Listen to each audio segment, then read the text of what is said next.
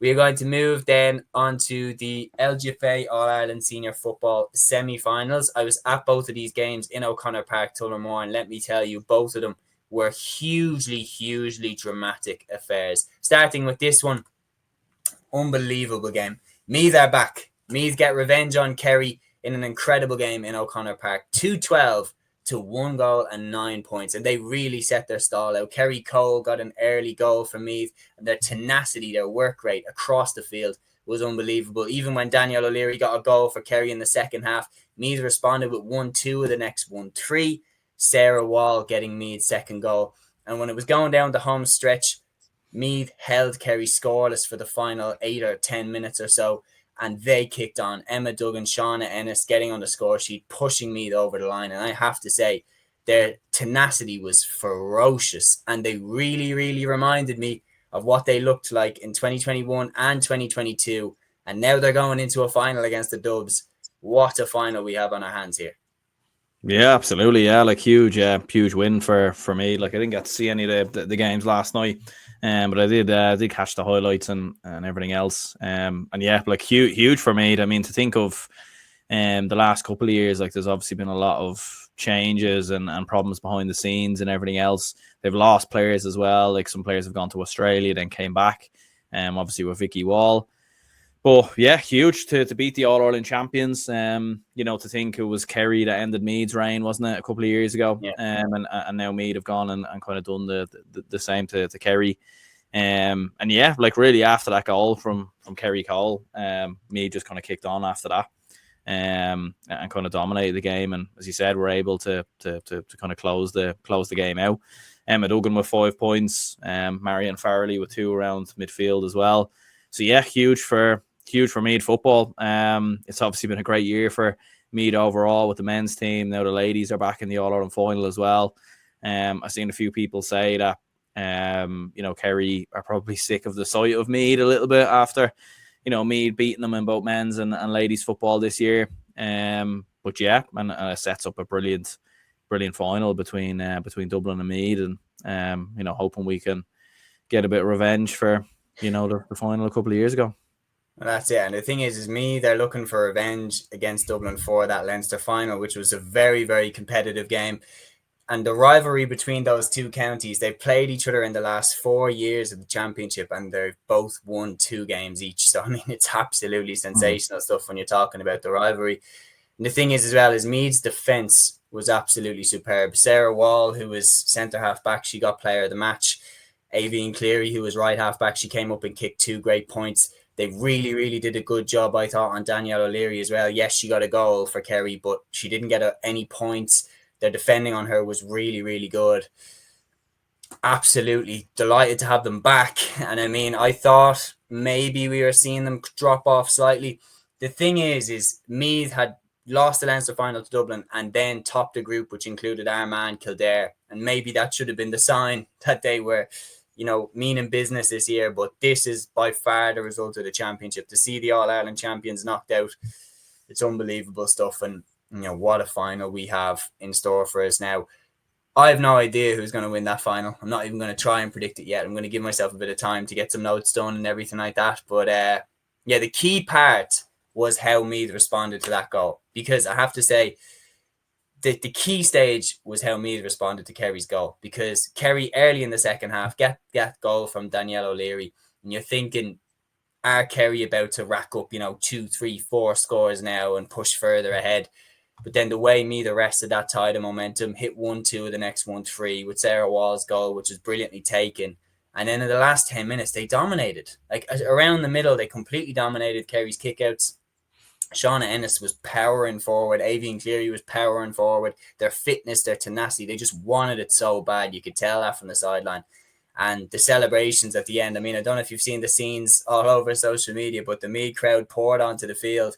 And God bless the poor officials who were working that day. There was someone over the loudspeaker being like, guys, we have another game. Can everybody please get off the pitch? And they were not budging. The flags were waving. They were taking photos, getting autographs, everything like that. The buzz around the Meath team is serious, and they're going to take some stopping in that All-Ireland final now. Congratulations to them. Sensational victory.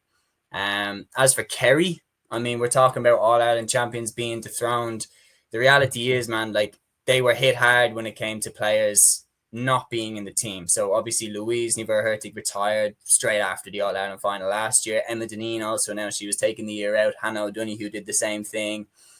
And then Kaylee Cronin at the end of the league campaign is announced as a signing for Australia, where she goes down to join Julie Sullivan, who's another player who, in my opinion, would start for the Kerry team. And Paris McCarthy's another one they've lost over the last couple of years to basketball.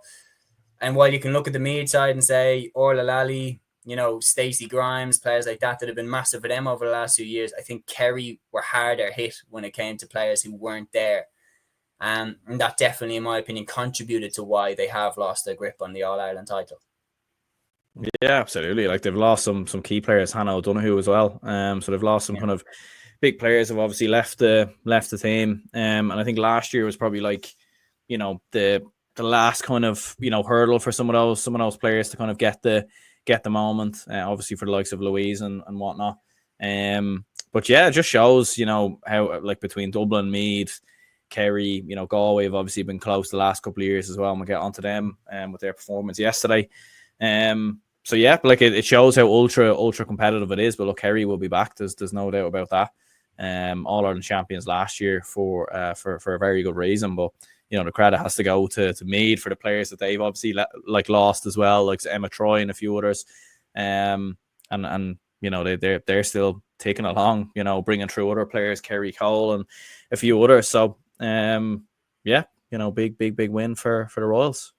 Absolutely, and they will play in the final against the Dubs. Dublin 3-14, Galway 2-14 after extra time in O'Connor Park. I was there for this one, and this one was just a true arm wrestle. They were literally just going score for score. I mean, it was very rarely more than 2 points between the teams until extra time. They were level at halftime, level at full time as well. It looked like Hannah Tyrrell had kicked the winner for Galway. Hannah Tyrrell's penalty goal was keeping Dublin in the game for a period. And then Hannah Tyrrell herself steps up, lands that free right at the end to send us to extra time. And it was that period in the second half of extra time where Carla Rowe gets an amazing back heel flick goal, followed up shortly after by Kate Sullivan, also hitting the back of the net. That pushed Dublin a good bit ahead. And then even though Galway made Dublin sweat at the end with back-to-back goals from Andrea Trill and Olivia Divley in the dying minutes, I all of a sudden was very, very nervous about the next play. Galway had just left themselves too much to do with too little time left on the clock, and Dublin held on. A sensational semi-final. Galway had won 14 games in a row coming into this one, but for Dublin to knock them out and get revenge for last year, it's pretty sweet, and we're into the All-Ireland final. Yeah, 100%. And as I was saying, like I was out last night, so I was kind of keeping an eye on the score. And you're kind of thinking it was a little bit nervy at times. It was looking like Galway are going to do it, and then you're like, right, Dublin look home and hose, and then you check it again, and you're like, what on earth? 2 goals in the space of a minute, and you're like, this is getting a little bit nervous, a little bit cagey. But yeah, no, fair play to to both teams. Big win for Dublin, obviously, with what happened to Galway last year. So it was massive for Dublin, obviously, to get over the line there. And yeah, like as you said, Hannah Tyrrell, like so often the clutch player, like she was in the final a couple of years ago. 1-6 from her. Carla Rowe at 1-2, Kate Sullivan with 1-1 as well. So yeah, like Dublin are in the mix. And between Dublin and Meath, it's very, very hard to call, as you'd say. Like it probably maybe edge it towards Dublin ever so slightly. But it's very, very hard to call. And no, like looking forward to the final. Might go to the game. Although I do think it's on a weekend, my girlfriend's birthday, so I probably won't be able to go, unfortunately. But I'll definitely, we'll definitely be watching it. And yeah, like it's going to be neck and neck and drama and everything else, as it so often is between Dublin and Meath. Oh, it is. It's in terms of attendance, I think may have got the best final pairing, because I think when you look at the game in 2021, that had a serious buzz about it. I think that was, I don't know exactly, but I think it was right up there as one of the most watched LGFA All-Ireland finals of all time between Dublin and Meath, because 2 massive fan bases there. And you've seen as well at full time when the fans came onto the pitch and stuff, you're like, there's a serious support base there for the Dublin LGFA team and for the Meath LGFA team. And the fact they're meeting in a final, we saw it in 2021, it was COVID times. so the crowd was only limited to a certain number and everything like that, and that definitely did impact how many people could go this year. The gloves are off. We'll see. And I look at the 2019 record. I think the record for an All-Ireland LGFA final is something like 54,000. I think if there's a final pairing that can break that record, that was Dublin against Galway that year. If there's a final pairing that can break that record, I think it's Dublin Meath, to be totally honest with you. And you look at the 21 final, Dublin will want revenge for that day. Even though they beat Meath in Leinster finals and everything like that, the All-Ireland would really hurt them that they lost that day. And Meath want revenge for the Leinster final too. So we have a hell of a final ahead of us. Peter here says, Seamus, what happened with Rowe and the Dublin management? Looked like she had a strop and had a go with them when she was taken off. Very bad looking. To be honest, I didn't actually see that. The incident with Rowe, I honestly don't know. I did notice though that she was taken off a lot earlier, so she wasn't listed to start. Then she started, and then they took her off before the end of normal time. And I remember being quite surprised at that. And then they put her back on for extra time, and then she got her goal, and she was crucial going down the home stretch. Like, you could tell that's a player who knows how to get over the line. But I just think she's entering that stage of her career where she probably doesn't have the full 60 minutes in her. I don't know. Maybe I'm completely wrong. But it's interesting that that's the way the management team went, because with a key player, like you saw it with Peter Canavan, all them years ago with Tyrone. Oh no, you've gone on me. I'm still here. I've unplugged the cable. Excellent.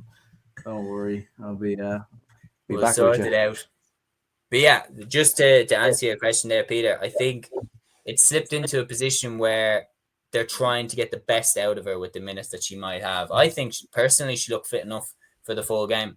And to be honest, if she's capable of playing the full game, I'd like to see her play the full game in the All-Ireland final against Meath. That is going to be one hell of a final. But yeah, for Galway, I mean, that's a heartbreaking defeat. I really thought that they were, nearly on course to kind of right the wrongs of last year.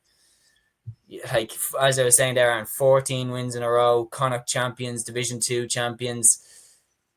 It would be sensational stuff if they were able to do it, but not this year. And that is where their season ends. Dublin Meath in the All-Ireland final. Quick preview. What are you thinking for that?